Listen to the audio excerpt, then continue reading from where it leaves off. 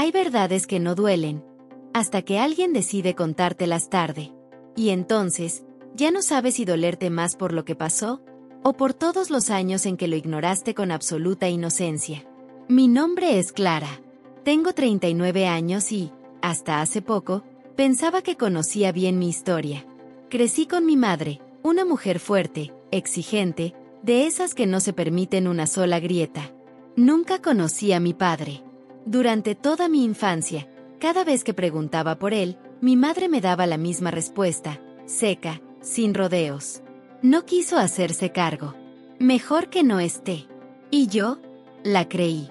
Aprendí a dejar de hacer preguntas, a aceptar su silencio como si fuera una pared que no debía atravesarse. Me acostumbré a imaginar a ese hombre como un cobarde, un ausente, una figura sin rostro ni nombre que no merecía espacio en mi corazón. Mi madre me crió sola, sí, pero con firmeza. Tenía 2 trabajos, casi no sonreía, y aunque no era cariñosa, siempre se aseguraba de que no me faltara nada. Al menos, nada material. Cuando fui adolescente, sentí su dureza como una forma de castigo. Era demasiado rígida. Me revisaba todo, cuestionaba mis amistades, me quería siempre en casa. Yo me rebelé, como era de esperar. Quería sentirme libre, amada, validada. Salía, mentía, desaparecía a veces por días. Y ella, en lugar de acercarse, se volvía más dura. Una noche, después de una discusión fuerte, me gritó algo que se me quedó clavado en la garganta durante años. Si supieras lo que tuve que hacer por ti, no te atreverías a juzgarme. Pero no dijo más. La vida me arrastró. Me fui de casa a los 19. Viví con una amiga, luego sola. Estudié lo que pude, trabajé en lo que encontré. Pasaron los años y nuestra relación se volvió distante. Hablábamos por teléfono, nos veíamos en cumpleaños o navidades. Nunca fuimos cercanas. Ella era un muro. Y yo, aprendí a vivir sin apoyarme en él. Todo cambió hace 6 meses. Recibí una llamada de su vecina. Mi madre se había desmayado en casa. Una embolia. Cuando llegué al hospital, estaba consciente, pero su mirada ya no era la misma. Algo en ella había cambiado. Me miraba con una mezcla de urgencia y arrepentimiento que no había visto jamás. Durante los días siguientes, mientras se recuperaba lentamente, comenzó a decir cosas extrañas. Frases sueltas. Recuerdos entrecortados. Como si una parte de ella, ahora frágil, quisiera liberarse de todo lo que había callado por años. Hasta que, un día, mientras le daba de comer, me tomó la mano con fuerza y me dijo: «No puedo irme sin contarte la verdad». No entendía a qué se refería. Le pregunté qué verdad. Cerró los ojos. Respiró profundo. «Tu padre no fue quien crees que fue. Y no te abandonó». Se me heló la sangre. Le pedí que explicara, que hablara claro, que no jugara con eso. Y entonces, con voz temblorosa, me contó todo. Lo hizo entre lágrimas, con vergüenza, como quien confiesa un pecado y no una decisión. Cuando tenía 23 años, conoció a un hombre, un profesor de literatura, 15 años mayor. Se enamoraron con locura, con urgencia. Pero había un problema. Él estaba casado. Prometía dejar a su esposa. Prometía que todo cambiaría. Y ella le creyó. Hasta que quedó embarazada. En ese momento, él desapareció. Y mi madre, herida y humillada, decidió ocultarlo todo. Cortó todo vínculo, cambió de ciudad, y cuando nací, me registró como hija de padre desconocido. Pero él te buscó. Vino a verte cuando tenías 2 años. Yo lo eché. No quise saber nada. Me quedé en silencio. No sabía si gritar, llorar o abrazarla. ¿Y por qué me dijiste toda la vida que él me había abandonado?, pregunté, con la voz quebrada. Porque necesitaba odiarlo. Para poder sobrevivir. Para poder criarte sin venirme abajo. Si te decía la verdad, tenía miedo de que tú también me odiaras a mí. Me sentí traicionada. Engañada. Me habían robado la posibilidad de conocer una parte de mí misma. Una historia que me pertenecía. Le pedí su nombre. Al principio no quería decírmelo, pero luego, quizás consciente de que su tiempo era limitado, lo hizo. Eduardo Varela. No dormí esa noche. Busqué su nombre en todas partes. Internet, redes sociales, registros civiles. Hasta que lo encontré. Profesor retirado, viudo, vivía en una ciudad cercana. Tenía incluso una web donde publicaba cuentos.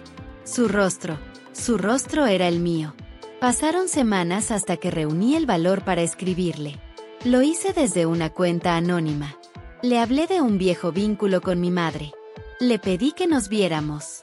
Quería verlo. Quería entender. Y lo que sucedió en ese encuentro me cambió para siempre.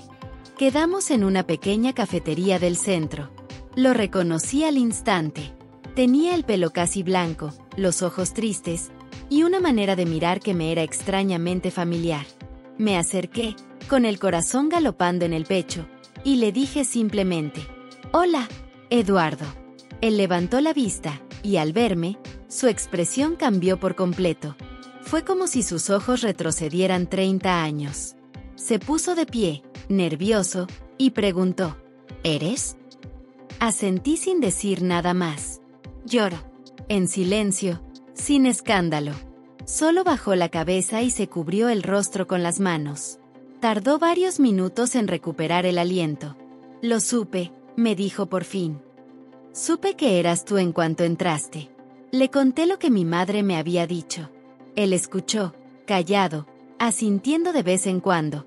Cuando terminé, suspiró profundamente y dijo algo que nunca olvidaré. «La amé como nunca amé a nadie. Pero fui un cobarde. No me atreví a romper con todo por ella. Me mintió al decir que me olvidara de ti, pero no puedo culparla. Yo la fallé primero». Nos quedamos horas hablando. Me contó cómo había seguido mi rastro durante años. Cómo cada cumpleaños tuyo lo destrozaba en silencio. Cómo incluso había escrito cuentos inspirados en la hija que nunca pudo tener.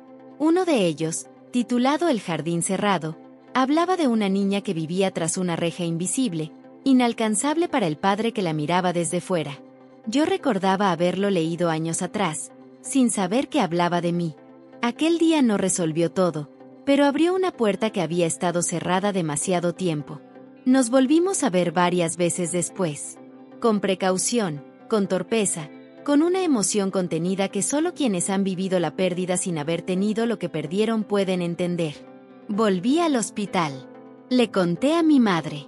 Pensé que se enojaría, que me gritaría. Pero en lugar de eso, sonrió levemente y me dijo: «Gracias por no odiarme».